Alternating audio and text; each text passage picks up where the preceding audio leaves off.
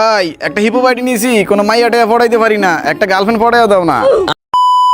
ভাই আমি ভুলে হিপো বাড়িটা হ্যাক লাগে খেলে লাইছি, আইডিটা শেষ। কি কস? মানুষ আবার হিপো বাড়ির মধ্যে এক লাগায় খেলে? বট আইডি হ্যাক লাগায় খেলতেছিলাম, ভুলে আমি হিপো বাড়ি ঢুকেছি, পরে হে আইডি খেলে লাইছি। এখন আমি কি করবো? গুরু বেড়া, তুই কোনো টেনশন করিস না, তোর বড় ভাই আছে না, দাঁড়া এখন আমি গাড়িনার ম্যানেজারে গ্রুপে ডাক দিতাছি। কিরে লিওডিস, কোনো সমস্যা হয়েছে নাকি? হঠাৎ করে ইনভাইট দিলি? ভাই এই যে হিপো বাড়িটা দেখতেছেন না, ওর আইডির মধ্যে না ভুলে হ্যাক লাগায় খেলছে, এখন কিছু করা যাইবো? এক লাগায় খেলছে, এখন আইডি ব্যান হইব। আয় হাই রে ভাই, আপনারা কি করলেন ভাই? আমি আমগো গরু বেচে আইডিটা কিনছি, এখন কি হইব আমার? জান কি হইছে? আরে আমার আইডিটা ব্যান হয়ে যাবো গা। তোর আইডি ব্যান হইব না, তুই যদি তোর গার্লফ্রেন্ডারে আমারে দিয়ালাস।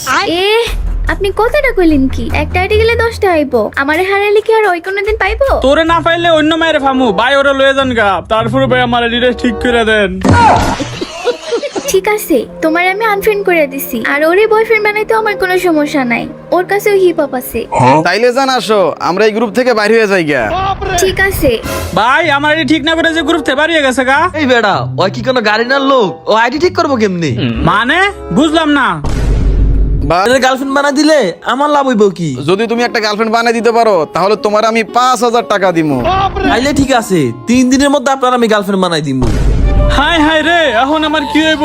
গার্লফ্রেন্ড হারাইলাম, আইডিও হারাইলাম। আরে তুই কোনো টেনশন করিস না, ওই আমার 5,000 টাকা দিব না, হ্যান থেকে তোর আমি 50 টাকা দিব। 50 টাকা দিয়া তুই 5টা ঘুমের ট্যাবলেট কিনবি, এক লগে খাবি, দেখবি শান্তিতে দুনিয়াতে চলে যাবি।